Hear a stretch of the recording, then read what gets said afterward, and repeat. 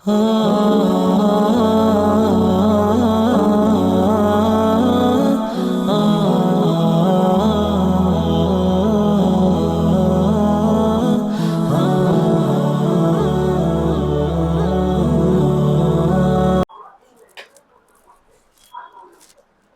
الحمد لله نحمده ونستعينه ونستغفره ونؤمن به ونتوكل عليه ونعوذ بالله من شرور أنفسنا ومن سيئات أعمالنا من يهده الله فلا مضل له ومن يضلل فلا هادي له وأشهد أن لا إله إلا الله وحده لا شريك له وأشهد أن محمدا عبده ورسوله أرسله الله بالهدى ودين الحق ليظهره على الدين كله ولو كره المشركون يا أيها الذين آمنوا اتقوا الله حق تقاته ولا تموتن إلا وأنتم مسلمون يا أيها الناس اتقوا ربكم الذي خلقكم من نفس واحدة وخلق منها زوجها وبث منهما رجالا كثيرا ونساء واتقوا الله الذي تساءلون به والأرحام إن الله كان عليكم رقيبا أما بعد أعوذ بالله من الشيطان الرجيم بسم الله الرحمن الرحيم ادعوهم لآبائهم وأقسط عند الله اللهم صل على محمد وعلى آل محمد كما صليت على إبراهيم وعلى آل إبراهيم إنك حميد مجيد اللهم بارك على محمد وعلى آل محمد كما باركت على إبراهيم وعلى آل إبراهيم إنك حميد مجيد புகழ் அனைத்தும் எல்லாம் அல்ல அல்லாஹ் ஒருவனுக்கு உரித்தாகுக. சாந்தியும் கருணையும் அகில உலகத்தின் அருள்தூதர் நபி ஸல்லல்லாஹு அலைஹி வஸல்லம் அன்னவர்கள் மீதும் அவரின் குடும்பத்தார்கள் அவர்களை பின்பற்றி வாழ்ந்த உத்தம தோழர்கள் தோழியர்கள் முஸ்லிமான மூமினான ஆண் பெண் அனைவரும் சாந்தி கருணை உண்டாகட்டும். எல்லாம் அல்லாஹ் சுப்ஹானஹு வ தஆலா நம் எல்லோரையும் அவனுக்கு உரித்த அடியாறுகளாக அல்லாஹ் ஆக்குவானாக. அன்புக்குரிய அல்லாஹ்வின் நல்லடியார்களே, இன்று ஒரு பிரபலமான மூத்தா என்று சொல்லுவாங்க ஒரு போர். நேரம் இருந்தால் இன்ஷா அல்லாஹ் ஹம்சா ரலியல்லாஹு பற்றி கூறுவோம். மூத்தா போர் அது வரலாற்றில் மிக முக்கியமான ஒன்று. அந்த போர் எப்போ நிகழ்ந்தது என்று பார்க்கின்ற பொழுது ரசூலுல்லாஹ் ஸல்லல்லாஹு அலைஹி வஸல்லம் அவங்க ஒரு கடிதம் எழுதி யாருக்கு அனுப்புறாங்க? புஸ்ரா நாட்டுடைய மன்னருக்கு அனுப்புறாங்க. நாம சிந்தையில கொள்ள வேண்டிய மிக முக்கியமான விஷயம் போர். வரலாற்றில் இது போன்ற ஒரு போர் நடந்தது இல்லை. ரசூலுல்லாஹ் ஸல்லல்லாஹு அலைஹி வஸல்லம் அவர்கள் போருக்கு அனுப்புகின்ற பொழுது ஒரு தளபதியை மாத்திரம் நியமிச்சு அனுப்புவாங்க. ஆனா இந்த போர்ல 3 தளபதி நியமிச்சிருக்கிறாங்க ரசூலுல்லாஹ். வழக்கத்திற்கு மாறாக எல்லா போருக்கும் மாறாக வித்தியாசமாக ரசூலுல்லாஹ் செய்யப்பட்டிருக்கிறாங்க என்பது உண்மை. ரசூலுல்லாஹ் ஸல்லல்லாஹு அலைஹி வஸல்லம் புஸ்ரா நாட்டுடைய கவர்னருக்கு இஸ்லாத்தை ஏற்றுக்கொள்ளும்படி அல் ஹாரிஸ் இப்னு உமைர் என்ற சஹாபியை கொடுத்து நீங்கள் அதை கொடுத்து விடுங்க சொன்னாங்க. இடம் 1200 கிலோமீட்டர் அடுத்துள்ள ஜோர்டான் பக்கத்தில் உள்ள சாக்கடலுக்கு அருகில் உள்ள அந்த இடம். அது மூத்தான்னு சொல்லுவாங்க. அந்த நாட்டு மன்னருக்கு நீ இஸ்லாத்தில் வரும்படி ரசூலுல்லாஹ் கொடுத்த அந்த கடிதத்தை கொண்டு சொல்கிறார் அல் ஹாரிஸ் ரலியல்லாஹு அன்ஹு. இடையில ஒரு கவர்னர் அல் பல்காவுடைய கவர்னர் என்பதை அவரை கை செய்து அந்த சஹாபியை கொலை பண்ணினார். இந்த செய்தி யாருக்கு எட்டியது? ரசூலுல்லாஹ்வுக்கு எட்டியது. பொதுவாக அன்றிலிருந்து இன்று வரை தூதர்களை இவன் செய்ய மாட்டாங்க. அந்த ஒவ்வொரு நாட்டுக்கு தூதர்களை கண்ணியப்படுத்துவாங்க, பிடிக்கன்னு சொன்னா திருப்பி அனுப்பிடுவாங்க. இதுதான் நடைமுறை. அப்ப ரசூலுல்லாஹ் காலத்துல இருந்தது. அவன் தூதரை அவங்க கொலை செஞ்சுட்டாங்க. அப்ப ரசூலுல்லாஹ் 3000 பேர் கொண்ட ஒரு படை ரசூல் அனுப்புறாங்க. 3000 பேர் கொண்ட ரசூல் மிக கடுமையாக வருத்தப்பட்டு, சாதாரண வருத்தம் இல்ல, மிக கடுமையான வருத்தம் அடைந்து அவர்களை போர் செய்ய வேண்டும் என்று ரசூலுல்லாஹ் அனுப்புறாங்க. எப்போ 1700 கிலோமீட்டர் தாண்டி செல்ல வேண்டும். அந்த அளவுக்கு, அதாவது சிரியாவை தாண்டி சிரியாவுக்கும் ஜோர்டானுக்கும் பக்கத்தில் உள்ள அந்த இடம் ரசூலுல்லாஹ் அனுப்புறாங்க. ரசூலுல்லாஹ் அனுப்ப சொல்றாங்க, என்ன சொல்றாங்க பாருங்க, நீங்க போருக்கு செல்லுங்க. அதாவது சஹாபி எந்த இடத்தில் கொல்லப்பட்டாரோ அந்த இடத்தில் நீங்கள் தாவா செய்யுங்கள், இஸ்லாத்தை மற்ற மக்களுக்கு சொல்லுங்கள். அவர்கள் ஏற்றுக்கொண்டு விட்டால் பிரச்சனை இல்லை, இல்லை என்று சொன்னால் அல்லாஹ்விட உதவி கட்டி நீங்கள் போர் செய்யுங்கள் என்று ரசூலுல்லாஹ் சொல்லி அனுப்புறாங்க. அனுப்பும் போது சில கண்டிஷன், போரில் மோசடி செய்யக்கூடாது, அநியாயம் செய்யக்கூடாது, குழந்தைகளை கொல்லக்கூடாது, பெண்களை கொல்லக்கூடாது, முதியோர்களை கொல்லக்கூடாது, அந்நிய நாட்டுக்கு நீங்க போறீங்க, கிறிஸ்தவ பாதிகளை கொல்லக்கூடாது, மரங்கள் பேரிச்ச மரம் மற்ற மரங்களை வெட்டக்கூடாது, எந்த கட்டடத்தையும் இடிக்கக்கூடாது. ரசூலுல்லாஹ் கட்டளை. இதை நீங்க போங்கன்னு சொல்லிட்டு மிக முக்கியமாக கவனித்துக் கொள்ள வேண்டியது, ரசூலுல்லாஹ் 3 தளபதியை ஏற்படுத்துறாங்க பாருங்க. எந்த போருக்கும் ரசூலுல்லாஹ் 3 தளபதியை ஏற்படுத்தல. இதுக்குத்தான் ஏற்படுத்திருக்காங்க. யாரு ரசூலுல்லாஹ் சொல்றாங்க, ஸைத் இப்னு ஹாரிஸா. ஸைத் இப்னு ஹாரிஸா ரலியல்லாஹு அன்ஹு அவங்கள தளபதியா நியமிச்சு, இவர் கொல்லப்பட்டு விட்டார், இவர் போரில் கொல்லப்பட்டு விட்டால் ஜாபர் இப்னு அபி தாலிப் அவர்கள் அந்த கொடியேற்று போர் செய்ய வேண்டும், தலைமையேற்று செய்ய வேண்டும். இவரும் கொல்லப்பட்டு விட்டார். அப்துல்லா இப்னு ரவாஹா தலைமையேற்று நடத்த வேண்டும், இவரும் கொல்லப்பட்டு விட்டால் அடுத்து கான், அதாவது உங்களில் ஒருவரை நீங்கள் தேர்ந்தெடுத்துக் கொண்டு நீங்கள் போர் செய்யுங்கள் என்று சொல்றாங்க. இதுல கவனிக்க வேண்டியது, எந்த போரில் ரசூலுல்லாஹ் அவங்க இப்படி சொன்னதே கிடையாது. ஆனா அந்த மூத்தா போரில் மாத்திரம் தான் ரசூலுல்லாஹ் இப்படி தெளிவாக விளக்கி இருக்காங்க.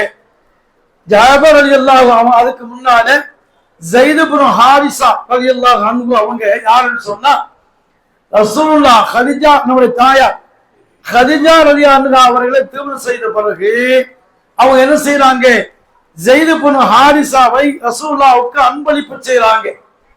ரசூலுல்லாஹ் ஸைத் இப்னு ஹாரிஸை விடு செய்து வீட்டை வளர்க்கிறாங்க. அப்ப இஸ்லாத்தை ஏற்றுக்கொண்ட முதல் பெண் யார் சொன்னா கதீஜா ரலியல்லாஹு அன்ஹா மட்டும்தான். அடுத்து பெரியவர்கள்ல அபூபக்கர் சித்திக் ரலியல்லாஹு அன்ஹு, அடுத்து அடிமைகளில் ஸைத் இப்னு ஹாரிஸா ரலியல்லாஹு அன்ஹு, அடுத்து சிறுவர்களில் அலி இப்னு அபீ தாலிப் ரலியல்லாஹு அன்ஹு. இப்ப ஆரம்பமாகவே அடிமையா இருந்து உரிமை பெறப்பட்ட அந்த ஸைத் இப்னு ஹாரிஸா அவர்கள் என்ன செய்றாங்க, முதலாக இஸ்லாத்தை ஏற்றுக்கொண்ட பெருமை அவங்களுக்கு உண்டு. அது மட்டுமல்ல, 7 போர்களில் அவங்க ரசூலுல்லாஹ் தளபதியா நியமிச்சிருக்கிறாங்க. யாரு? ஸைத் இப்னு ஹாரிஸாவை. எந்த அளவுக்குன்னு சொன்னா, இப்னு முகம்மதுடைய மகன் என்று சொல்லும் அளவுக்கு ரசூலுல்லாஹ் அவங்க என்ன செய்றாங்க, வளர்க்கிறாங்க, வீட்டை வளர்க்கிறாங்க. அந்த அளவுக்கு நெருக்கமாக இருக்கிறாங்க.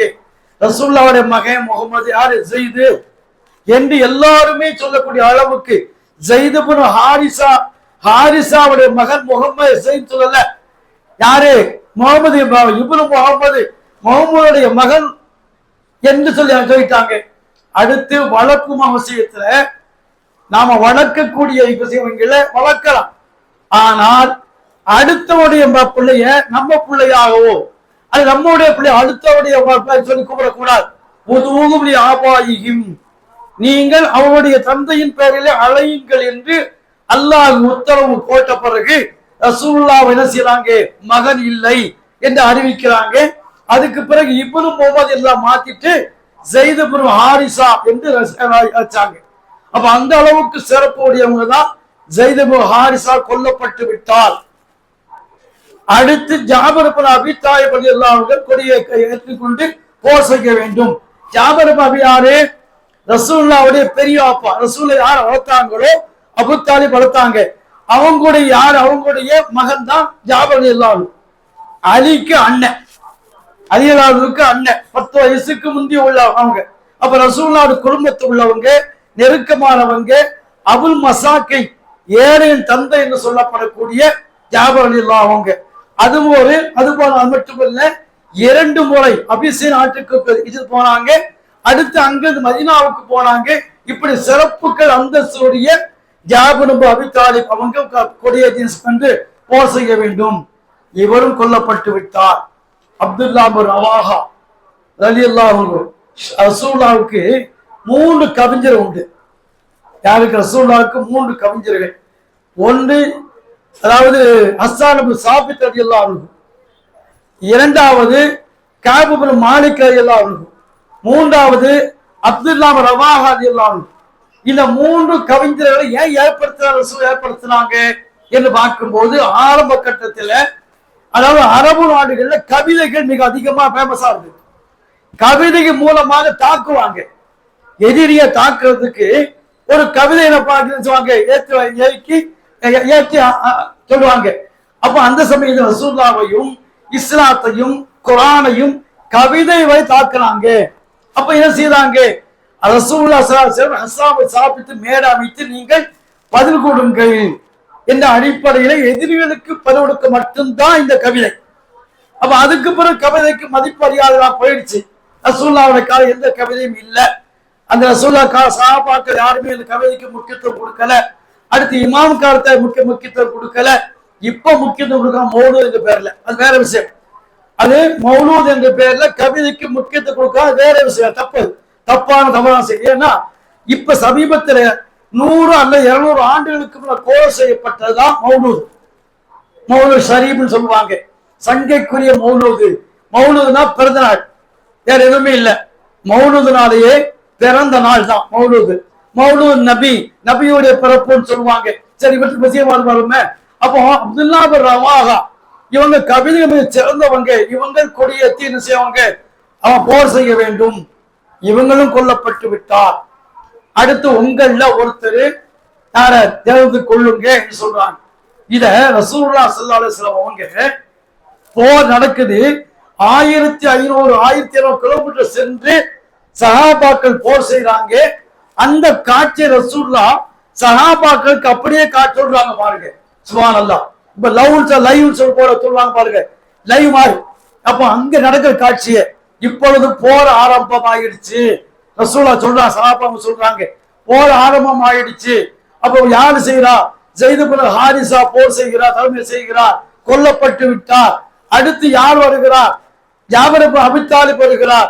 அவர் கொடியேந்தி போர் செய்கிறார், அவரும் கொல்லப்பட்டு விட்டார். அடுத்து அப்துல்லா ரவாஹ் என்று ரசூலுல்லாஹ் அப்படியே சொல்றாங்க. நடப்பது 1200 கிலோமீட்டருக்கு தூரமாக நடந்த காட்சியை ரசூலுல்லாஹ் எப்படி கண் முன்னாலே பார்த்து சொல்லக்கூடிய பவர் சொன்னா ரசூலுல்லாஹ். அப்ப அதே போல 3 பேர் கொல்லப்பட்டாங்க. அப்ப அடுத்து யாரு வரக்கூடியது பார்க்கும்போது காலித் இப்னு வலீத் ரலியல்லாஹு அன்ஹு தான். அவங்க தான் வரணும். அவங்க எடுக்கிறாங்க. ஏன்னா சஹாபாக்கள்லயே காலித் இப்னு வலீதுக்கு மிக சைஃபுல்லா என்று பேர் உண்டு. சைஃபுன்னா வாள். அல்லாஹ்வுடைய வாள் யாரு? காலித் இப்னு வலீத் ரலியல்லாஹு அன்ஹு தான். அஸதுல்லாஹ்னு சொல்லக்கூடிய யாரு? ஹம்ஸா ரலியல்லாஹு அன்ஹு. அஸதுனா சிங்கம். ஹசது என்று சொன்னா சிங்கம். அப்ப யாரு? ஹம்ஸா சிங்கமாக, சைஃபுல்லா யாரு? இவங்க காலித் இப்னு வலீத் சைஃபுல்லா ஆக்கினாங்க. அப்போ அந்த கொடியை ஏத்திக்கிட்டு கடைசியில 2 கையால போடுறாங்க. எல்லாரும் ஒரு கையால தான் வாழ் கொண்டு போர் செய்வாங்க. காலித் இப்னு வலீத் இருக்காங்க பாருங்க, 2 கையாலும் வாளை கொண்டு போர் செய்யறாங்க. யாருக்கு? ரோமர்கள், கிறிஸ்துவ ரோமர்கள். இதுவரை இல்லாத அந்த போர். எல்லா சமயங்களும் இங்கதான் போர் செய்வாங்க. ஆனா இப்ப எங்க போறாங்க? நாடு கடந்து கிறிஸ்துவர்கள், ரோமர்கள், அதாவது போரில் வியூகம் வைத்து வெற்றி பெறக்கூடியவர்கள், போர் நுணுக்க எல்லாம் தெரிந்தவர்கள் யாரு? ரோமர்கள். அவங்களை தான் ரசூலுல்லாஹ் போய் போர் செய்ய சொல்றாங்க பாருங்க. சுப்ஹானல்லாஹ். அப்போ 3 பேர் கொல்லப்பட்ட பிறகு இவங்க காலித் இப்னு வலீத் கொடியை என்ன செய்றாங்க? வாள் எடுத்து போர் செய்யறாங்க. 9 வாள் உடைக்கப்படுது.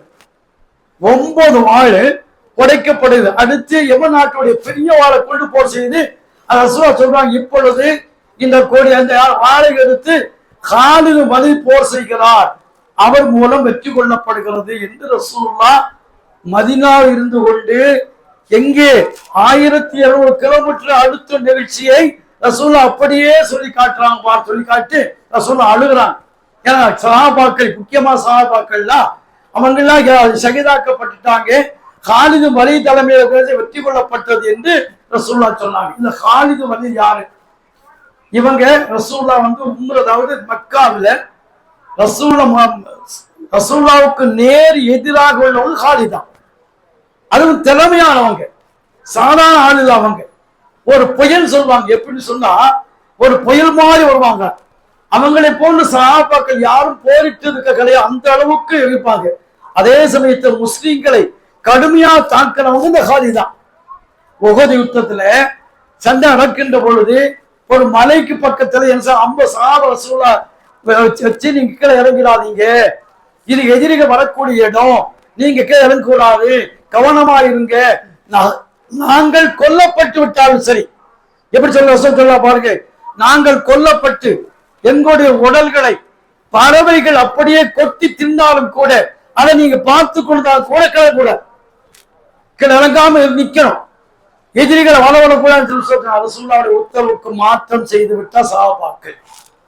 ஏன்னா எதிரிகள் தந்தா பின்வாங்கி போயிட்டாங்க. காலை வலிது உண்டு. பின்வாங்கி போய் எங்க வராங்க? சஹாபாக்கள் நம்ம சஹாபா சிலர் என்ன செய்யறாங்க, கீழே இறங்கி இந்த கனிமத்து போல் இருக்கு இல்லையா, விட்டு சொன்ன போலத்தை பொறுக்க ஆரம்பிச்சுட்டாங்க. அவன் தமிழத்தை அப்துல்லா சொன்னாலும் போகாதீங்க, ரசூல்லா உத்தரவிட்டு இருக்கிறாங்க, யாரும் போகாதீங்க, ரசூல்லாவுக்கு மாறு செய்யாதீங்க, ரசூல்லா பேச்ச கேளுங்க. அப்படி யாரும் கேட்கல. இல்ல ஜெயிச்சாச்சுன்னு சொல்லி கீழே இறங்கிட்டாங்க. அந்த கட்டத்துல காலிது பார்த்து இருக்கிற சஹாபிகள்லாம் கொல்லுட்டு என்ன செய்யறாங்க பாருங்க, அதாவது வில்லால் அடிக்கிறாங்க.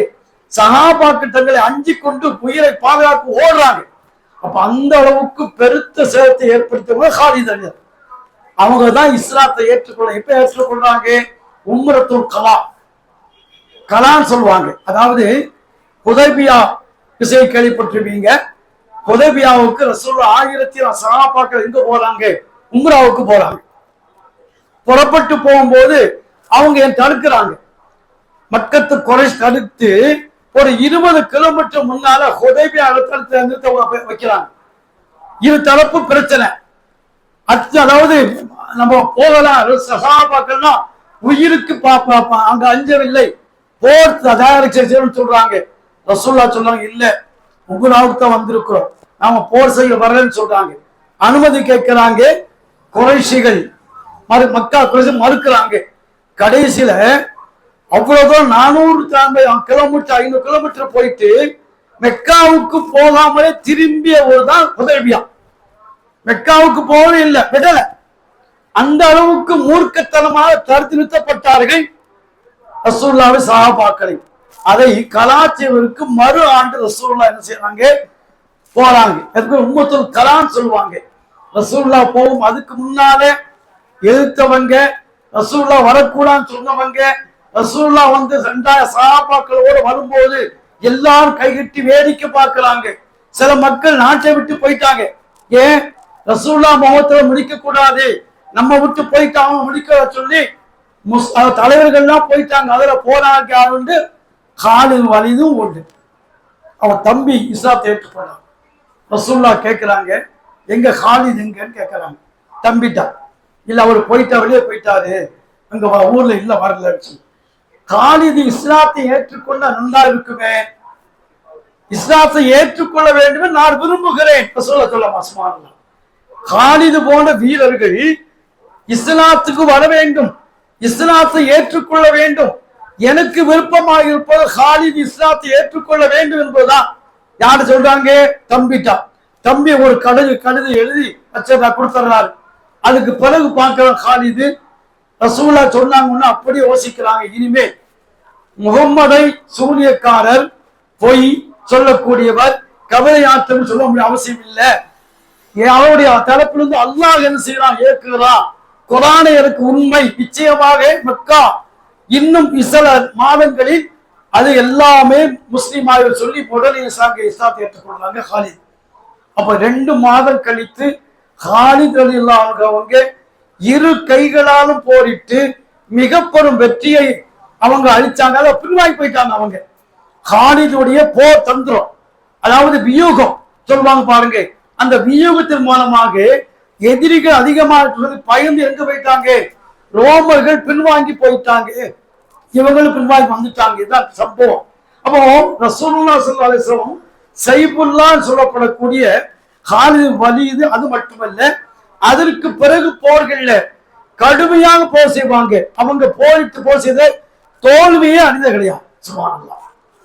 காலித் வலி தலைமையேற்று போன அந்த போர்கள்ல எந்த போரிலும் இவங்க தோற்றதே கிடையாது, தோல்வியே கிடையாது. அந்த அளவுக்கு விவேகமாக வீரமாக போர் செய்யக்கூடியவங்க காலித் வலீத் ரலியல்லாஹு அன்ஹு. ரசூலுல்லாஹ் சொன்னா பாருங்க, காலித் இஸ்லாத்தை ஏற்றுக்கொள்ள வேண்டும், இஸ்லாத்தை ஏற்றுக்கொண்டு நன்றாக இருக்கும் சொன்னாங்க பாருங்க. அந்த துஆவை அல்லாஹ் அங்கீகரிச்சு மிக பெரும் வெற்றியாளரை, திறமையானவரை, விவேகம் மிக்கவரை, ஆற்றல் மிக்கவரை அல்லாஹ் சுப்ஹானஹு வ தஆலா இஸ்லாத்தை கொண்டு வந்தான். அதன் மூலமாக மிக பெரும் வெற்றி அல்லாஹ் கொடுத்தான். அதுக்கு பிறகு அபூபக்கர் சித்திக்குடைய ஆட்சி காலத்துல, உமர் ஆட்சி காலத்துல எல்லாம் எங்க போயிட்டாங்க, எகிப்து, அதாவது சிரியா, இவர்களை பூரா எல்லா இடத்திலுமே தோல்வி காணாம எல்லா இடத்தையும் வெற்றி வாய் சூடியக்கூடியவங்க இவங்க தலைமை தான். அந்த அளவுக்கு மிகவும் சஹாபாக்கள் மத்தியில காலிது கலந்து கொண்டால் எதிரிகள் பயப்படும், அஞ்சுவாங்களாம். அந்த யுத்தத்துக்கு யார் தலைவர், காலிதும் வலீது. அதனால மற்றவங்கள்லாம் அஞ்சக்கூடிய அளவுக்கு அல்லாஹ் சுப்ஹானஹு வ தஆலா அவருக்குள்ள பெரிய ஒரு பவரை கொடுத்தா. இருப்பினும் கூட உமர் கத்தாபுடைய ஆட்சி காலத்துல இவங்க என்ன சிரியாவுக்கு அனுப்புறாங்க. அதாவது சிரியா, ஜோர்டான் இவைகளை போல நீங்க பிடிச்சிட்டு வாங்க அனுப்புறாங்க. முதல்ல அலிரஹ்மத்துல்லாஹி அன்ஹு அனுப்புறாங்க, அடுத்து இவங்க போறாங்க.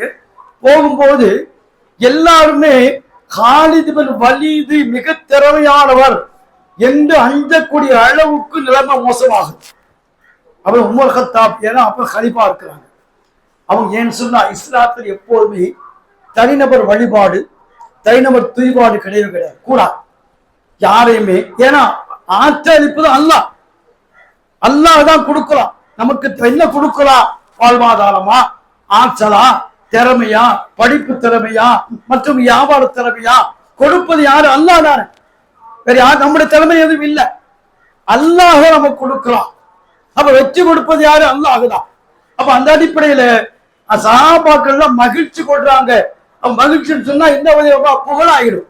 அப்ப அதனால உமர் கத்தாப் என்ன செய்யறாங்க, அபூ உபைதா தளபதியை உடனே ஒரு கடிதம் எழுதி எங்க படை தளபதி காலிதை கொடுங்க, கொடுத்தவனுடைய பதவி விஷயம் சொல்லுங்க, விஷயம் சொல்லிட்டு அடுத்து பொறுப்பு யாருக்கு, அபூ உபைதா ஜர்ராஹ் சொல்றாங்க. இதான் சம்பவம். அப்ப அந்த அளவுக்கு போறாங்க, கடிதம் கொண்டு போறாங்க, கொடுக்குறாங்க. சஹாபாக்கள்லாம் ஒரு கொந்தளிப்பான நிலை ஏற்படுது போர்ல, போர் இடத்துல. இருப்பினும் கூட ரசூலுல்லாஹ்வுடைய உத்தரவு இல்லையா, உடனே காலித் வலீதுடைய பொறுப்பை ஒப்படைச்சிட்டு நேர கலிஃபாட்ட பார்க்க வராங்க. கலிஃபா என் நண்பர்கள் கலிஃபா பார்க்க வராங்க, சந்திக்கலாம், பேசுறாங்க. அப்ப என்னையே நீங்க நீக்குறீங்க என்று கேட்கிறாங்க. அவர் சொல்றாங்களா, சொல்றாங்க காலிது, நீங்களும் நானும் அல்லாஹ்வுடைய அடிமைகள், நீங்களும் சரி நானும் சரி அல்லாஹ்வுடைய அடிமைகள். நமக்கு எந்த பொறுப்பும் எந்த பதவியும் எந்த ஆற்றலும் திறமை நம்மளுக்கு கிடையாது. நமக்கு கொடுக்கிறது யாரு, அல்லாஹ் தான். இப்ப உங்களை பற்றி உள்ள மதிப்பும் மரியாதை சஹாபாக்களுக்கு மத்தியில இருக்கு. நீங்க இருந்து கலந்து கொண்டா ஜெயிப்பார்கள் என்ற நிலை இருக்கு. இது மோசடி, இது புகழ்பாடுதல், இது கூடாது இஸ்லாத்துல. நானும் பதவி போயிட்டா மற்றவங்க, இதுதான் இஸ்லாம். அல்லாஹ் ஏற்றுக்கொண்ட முஸ்லீம்கள் இப்படித்தான் வாழ வேண்டும் சொன்ன உடனே யோசிக்கிறாங்க. சரிதானே, ஆற்றல் மிக்கது அல்லாஹ் ஒருவன் தான், வெற்றி கொடுப்பது அல்லாஹ் ஒருவன் தான், வாழ்வாதாரம் கொடுப்பது அல்லாஹ் ஒருவன் தான், நமக்கு நட்டத்தை ஏற்படுவது அல்லாஹ் ஒருவன் தான், லாபமோ நட்டமோ சோதனையோ எல்லாமே அல்லாஹ் ஒருவன் தான். அந்த அல்லாஹ் ஒருவன் அசைக்க முடியாத நம்பிக்கை வைக்க வேண்டும் என்ற உபதேசத்தை காலித் வலீத் ஏற்றுக்கொண்டாங்க. அவங்க அற்புதமான ஒரு நல்ல ஒரு உண்மையான முஸ்லிம்களாக மூமினாக வாழ்ந்தாங்க. அந்த உறுதிமிக்க ஆற்றல் மிக்க அந்த விவேகமிக்க தன்மை அல்லாஹ் சுப்ஹானஹு வ தஆலா எனக்கும் உங்களுக்கும் தர என்று கேட்டுக்கொண்டு அதை செய்கிறேன்.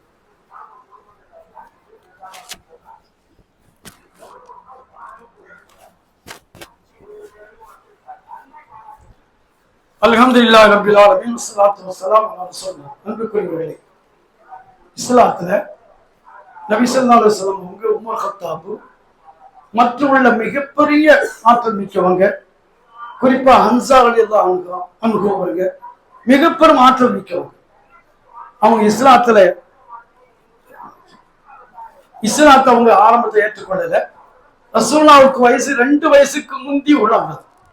2 வயசுக்கு நம்மளா பழகுவாங்க. நபி ஸல்லல்லாஹு அலைஹி வஸல்லம் இஸ்லாத்துடைய கடமைகளை பிரச்சாரம் மேற்கொண்டு போது அவங்க கவனிக்கல, அவங்க கண்டுக்க மாட்டாங்க. ஏன்னா இவங்க வழி வேற, ரசூலுல்லாஹ் வழி வேற இல்லையா? ஆனா ரசூலுல்லாஹ்வுடைய நடைமுறை எல்லாம் கவனிச்சுக்கிட்டு இருந்தாங்க. ஒரு நாள் காபத்துல்லாஹ்வுல இவங்க போறாங்க. ரசூலுல்லாஹ் தொழுதுட்டு முடிச்ச பிறகு இவங்க அபூஜஹல் ஓங்கி அடிச்ச ரசூலுல்லாஹ் அடிச்சு திட்டி அடிச்சுட்டான். அப்ப ரசூலுல்லாஹ் தலையில காயம் ஏற்பட்டுச்சு. அப்ப தேசனை திட்டினது அடித்தது எல்லாம் ரசூலுல்லாஹ் எந்த பேரும் சொல்லவே இல்லை. இதை யாரு கவனிச்சுக்கிட்டு இருந்தா? ஒரு பெண்ணு கவனிச்சுக்கிட்டு இருந்தா, அணைய பெண்.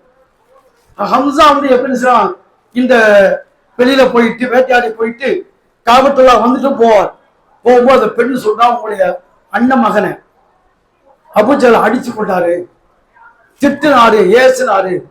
ஆனா இந்த சமயம் கூட ஒரு ஒண்ணுமே வார்த்தை பதில பேசலையா? இப்ப நேர போய் அதே அம்பு எடுத்து அவன் அடிக்க, யாரு? அபூஜஹல் அடிக்க. அவன் எடுத்த வருது, எல்லாம் அடிக்க பொறுங்க.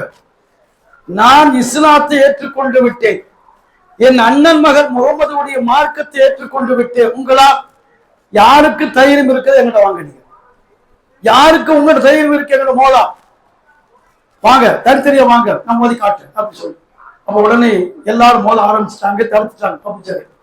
அதுக்கு பிறகுதான் வீட்டுக்கு போய் யோசிக்கிறார், நாம எப்போ இஸ்லாத்தை ஏற்றுக்கொண்டோம்? நாம உணர்ச்சி வசப்பட்டு சொன்னமே, என்ன காரணம்?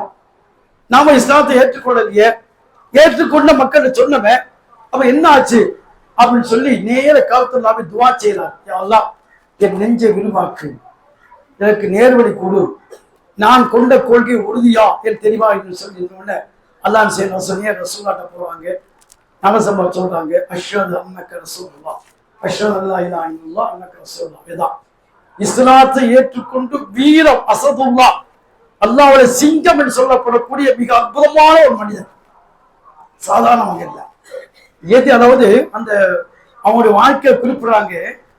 போரில் வந்து போகும்போது, அதாவது இந்த பெருத்த காற்றடிச்சம் சொன்னா இந்த மரங்கள் இலைகள் எப்படி விழுமோ அது போன்று போர்ல உள்ள பூந்து இவங்க வந்துட்டான்னு சொன்னா எதிரிகள் அப்படியே அஞ்சு ஓடுவாங்க. அந்த அளவுக்கு ஆற்றல் திறமை எல்லாம் கொடுத்தான்.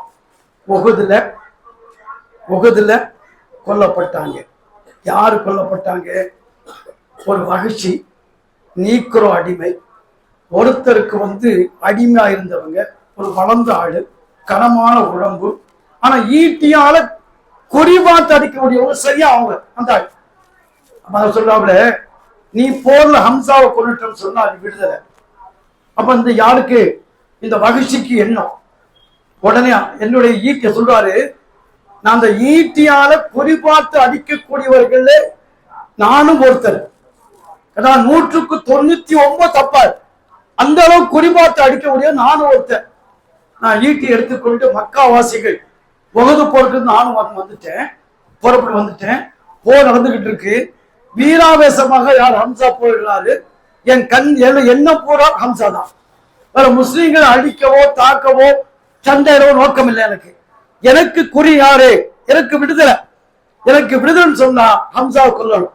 அப்ப ஹம்சா வேகமா வரும்போது நான் பாறைக்கு அடியில பாறை பக்கம் ஒளிஞ்சிருந்து ஹம்சா பார்த்து அடிக்க வராரு. நேர ஈட்டி எடுத்து நேர அடிச்சேன்.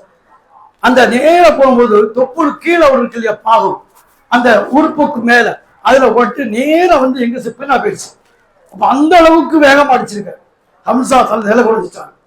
அந்த ஈட்டி போன உடனே நேர குத்தி சரியா குத்தி வெளியா வந்து பின்னா வந்துருச்சு. ஹம்சா நிலை குறைஞ்சு அப்படியே கீழே விழுத்தார். நான் சொல்றாரு பாருங்க, நான் ஈட்டியை உருவிக்கிட்டு நான் மக்களோடு மக்கா வந்துட்டேன் அப்படிங்கிற எனக்கு நோக்கம் வெற்றி தான். சரி, குத்துப்பட்ட ஹம்சாவை யார் செய்யறாங்க? ஹிந்தா என்ற பெண்மணி முஸ்லீம் ஆயிட்டாங்க. அவங்க என்ன செய்யறாங்க? அவங்களுடைய பதிர்ல அவங்களுடைய கணவர், அவங்களுடைய தந்தை, சகோதரி இவங்க செய்றாங்க.